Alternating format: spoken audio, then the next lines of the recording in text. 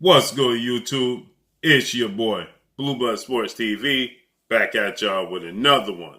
So, WBC President Mauricio Sulaiman, he believes that Olympic bronze medalist, former WBC American Heavyweight World Champion superstar boxer Deontay the Bronze Bomber Wilder, he should focus on facing British heavyweight title contender superstar boxer Dillian Whyte, should Dillian Whyte get past his upcoming rematch and challenge against Alexander Povetkin next Saturday night, March 27th.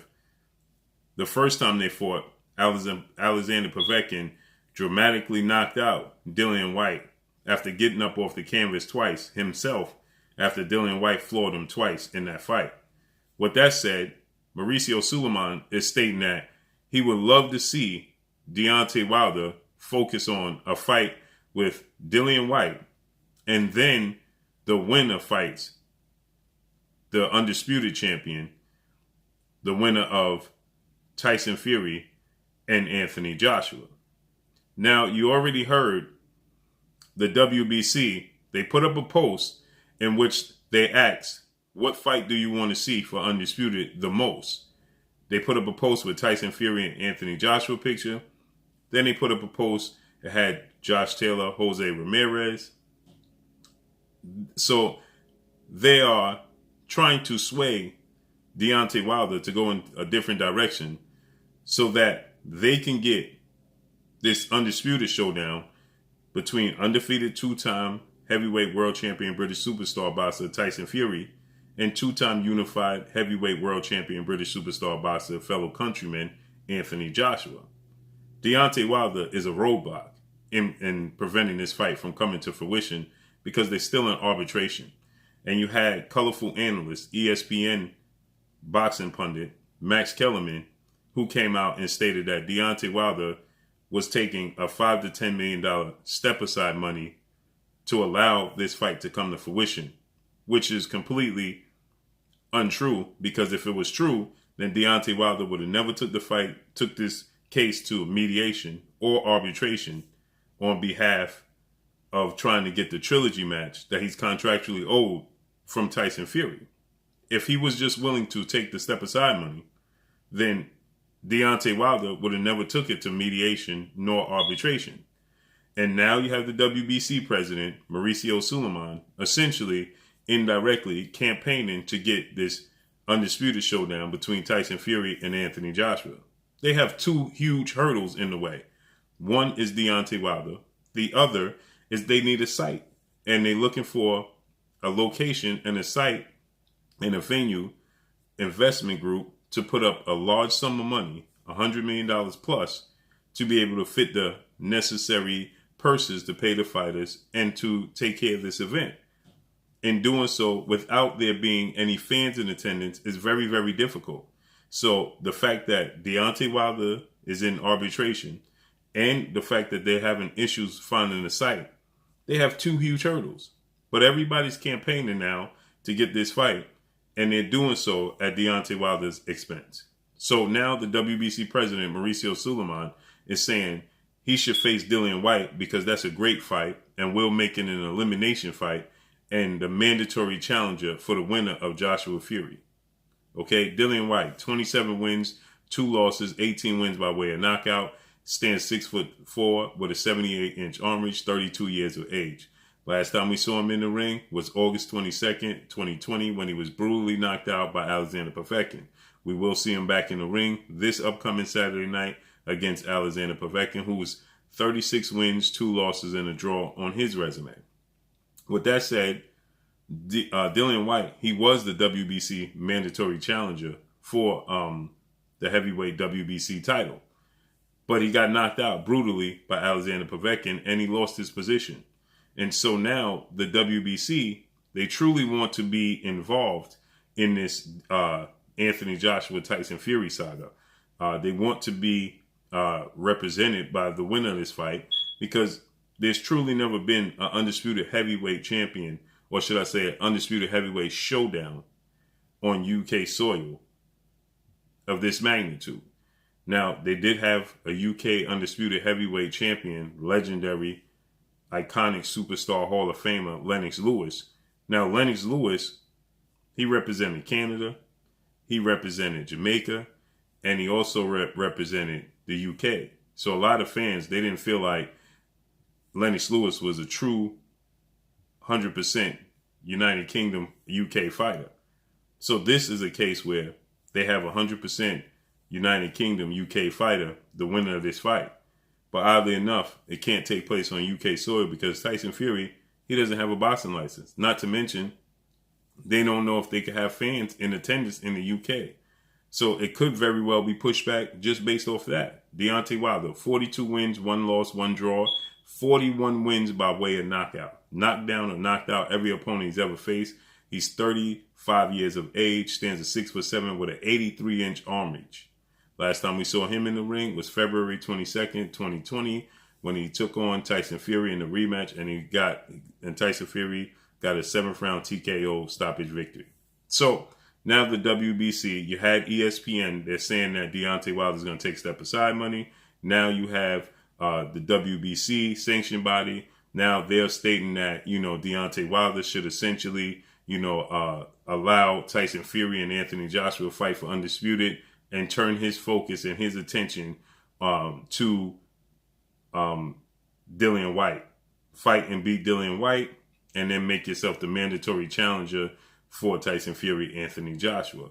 You also have Andy Ruiz, former unified Mexican heavyweight world champion superstar boxer, who's now, he is campaigning to get a Deontay Wilder fight as well. He's saying that he would love to get that fight. And the WBC is saying that if he fought and Deontay Wilder and beat Andy Ruiz, or the winner of that fight, they could be the mandatory challenger for the WBC title as well. So you see there's a pattern going on here. They're trying to remove Deontay Wilder and the hurdle of Deontay Wilder out of the equation to assure that they have no issues with him legally in this situation with Tyson Fury. Because guess what? If the arbitration rules in favor of Deontay Wilder, then the WBC is going to have to make a decision, and that decision is going to have to ultimately be either franchise Tyson Fury or strip Tyson Fury of the belt. Thus, if they strip him of the belt, then that means the fight between him and Anthony Joshua won't be for undisputed. And if they franchise him, well then, once again, which is not unrealistic, but once again, it's not uncommon for them to go back on their word, because they said franchise is not for heavyweights. It's for guys that moving through weight classes, moving up and moving through weight classes. Heavyweight, you don't move up. That's it. That's the last weight class. So they said the franchise was not created for heavyweights. That's the reason why they never even brought it to Deontay Wilder's attention if he ever wanted to be franchised after he successfully defended the title 10 times and held the belt for 5 years. So with that said, they will have to go back on their word. Again, like I said, it's not uncommon, and franchise Tyson Fury, or they would have to strip Tyson Fury of the belt. They don't know what the judge is going to rule. And so the WBC, they don't want to be the reason this undisputed match between Tyson Fury and Anthony Joshua doesn't come to fruition, because Anthony Joshua is not going to agree to fight Tyson Fury if Tyson Fury does not have a belt, because now it's pointless. Okay? You remove the point of it being for undisputed. And we know Anthony Joshua, he's on record as saying that he it's not the man holding the belt, it's about the belt and his legacy.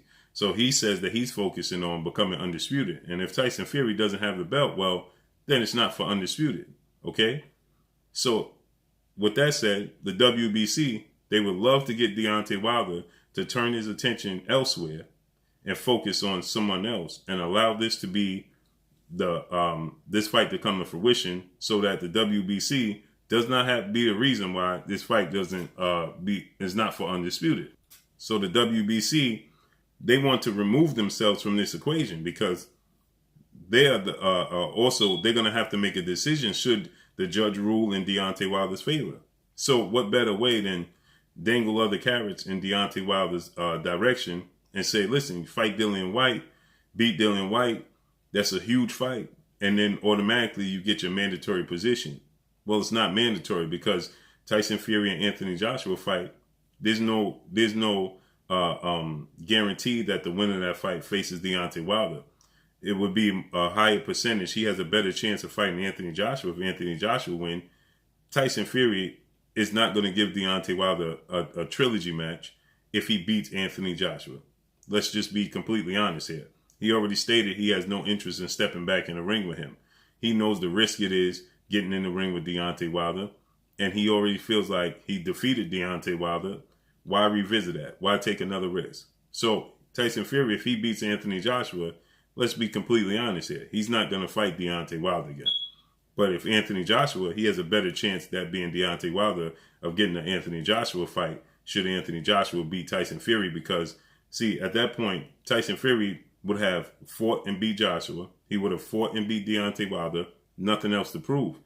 Anthony Joshua, if he beats Tyson Fury, he's yet to fight Deontay Wilder, and that's a massive fight. So there's incentive for him to fight Deontay Wilder. It's seeing as though that's been an ongoing saga for the better part of 3 years in itself.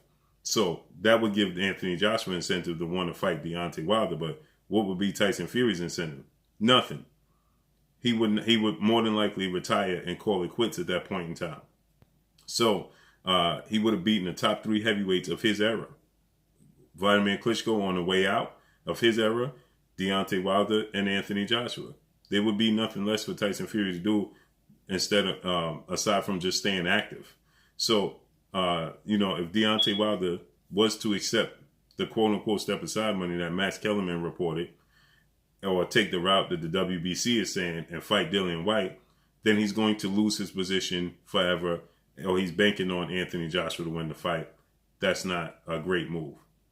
So you got Andrew Ruiz now vying for a fight with Deontay Wilder, and now the WBC is trying to sway Deontay Wilder to fight Dillian Whyte in a mandatory eliminator, to be the mandatory position to fight the winner of Tyson Fury, Anthony Joshua, simply because they don't want to be the reason this fight is not for Undisputed. They're going to be on the hook, and the spotlight will be on them should the arbitration rule in Deontay Wilder's favor. Everybody's going to turn their attention to WBC, and they don't want to be in that position. But make sure y'all hit the like button. Drop a comment in the comment section. Let me know what y'all think. Y'all already know what it is. It's your boy Blue, Blue Blood Sports TV. Hate, like, comment, and subscribe. If you haven't subscribed, hit the subscribe button, hit the like button, hit the bell icon to get all the new notifications. Follow me on Instagram at Blue Blood Sports TV, all one word.